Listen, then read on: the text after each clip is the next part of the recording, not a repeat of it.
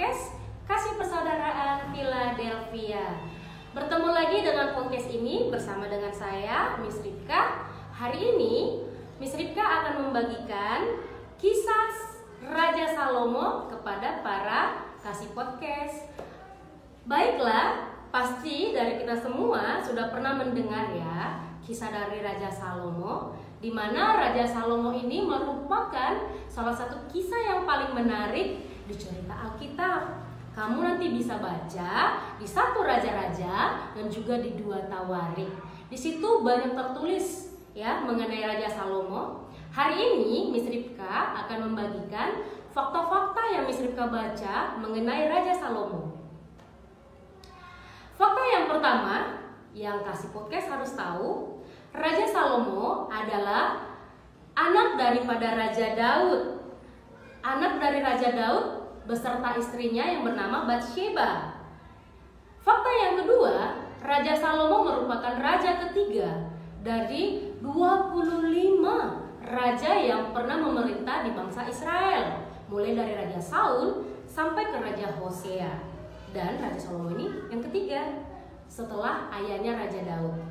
Fakta yang ketiga adalah Raja Salomo memerintah pada usia yang sangat muda, yaitu usianya masih belasan, mungkin 11 sampai dengan 17 bahkan 19. Bisa saja kalau saat ini mungkin sekolah menengah pertama ataupun sekolah menengah atas ya, SMP ataupun SMA. Bisa ya kita bayangkan betapa mudanya saat itu Raja Salomo memerintah bangsa Israel. Fakta yang selanjutnya yaitu fakta yang keempat, Raja Salomo ini merupakan raja yang paling berhikmat pada saat itu. Tuhan yang memilihnya langsung dari antara abang-abangnya. Jadi bukan orang biasa ya. Tuhan sendiri yang memilih Salomo untuk menjadi raja bangsa Israel. Fakta yang selanjutnya, kamu sudah pernah dengar belum cerita mengenai 2 orang perempuan sundal yang merebutkan 1 orang bayi yang masih hidup, di mana pada saat itu kisah ini sangat terkenal, di mana saat itu Raja Salomo memiliki ide kalau ia ingin memenggal bayinya supaya dia bisa melihat mana perempuan yang memang benar-benar ibu kandung daripada bayi itu. Karena hikmat daripada Raja Salomo, akhirnya dia bisa mendapat jalan keluarnya dan mengetahui siapa yang menjadi ibu daripada anak tersebut. Wah, sangat berhikmat sekali Raja Salomo. Sehingga semua orang-orang yang ada di penjuru bumi datang untuk mendengarkan nasihat daripada Raja Salomo ini.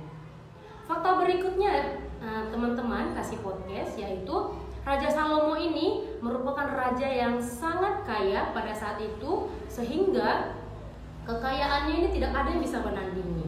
Ya, selain Tuhan memilihnya, Tuhan juga bekali dia kekayaan yang sangat banyak. Dan fakta yang selanjutnya adalah Raja Salomo akhirnya membangun bait suci, bait Allah, ya, begitu menyenangkan hati Allah. Tetapi ada loh, di balik kebahagiaan Raja Salomo ini ternyata ada hal-hal yang sangat menyedihkan. Apa itu? Iya, di akhir dari cerita kisah dari Raja Salomo ini, ternyata di masa tuanya Raja Salomo ini sangat menyedihkan. Kenapa demikian? Karena ternyata di 1 Raja-Raja 9 Tuhan sudah memberikan peringatan kepada Raja Salomo. Jika Raja Salomo itu mengikuti, yaitu menyembah Allah yang disembah, yaitu ayahnya Raja Daud, Tuhan akan memberkahi dia banyak sekali kekayaan. Tetapi di 1 Raja-Raja 11 ternyata Salomo tidak bisa menahan yaitu hawa nafsunya, sehingga Raja Salomo pun jatuh. Kenapa? Ternyata Raja Salomo itu memiliki banyak sekali istri yang di luar daripada penyembah-penyembah yaitu Tuhan. Jadi istri-istri dari Raja Salomo ini ternyata penyembah berhala. Kasih podcast. Jadi 700 istrinya dan 300 gundik yang dimiliki Raja Salomo ini menariknya pada saat di usia tua, sehingga di usia tua Raja Salomo ini ikut menyembah berhala, dan itu membuat Tuhan Allah murka. Akhirnya Raja Salomo ini mengalami kepedihan, kesusahan, kesukaran. Saat Raja Salomo mengalami itu, dan akhirnya bangsa Israel juga ikut mengalaminya. Dengan Raja Salomo ini yang membawa bangsa Israel maju, dengan Raja Salomo jugalah bangsa Israel mengalami kejatuhan.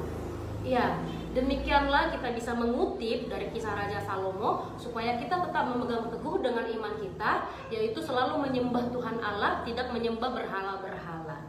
Kita bisa mempelajari betapa menyedihkan kalau kita hidup di luar Tuhan. Oke, baiklah, Kasih Podcast hanya sampai di sini dulu yang bisa Miss Ripka jelaskan mengenai kisah Salomo. Semoga kita bisa mengambil hal-hal yang baik darinya. Bye-bye. Salam.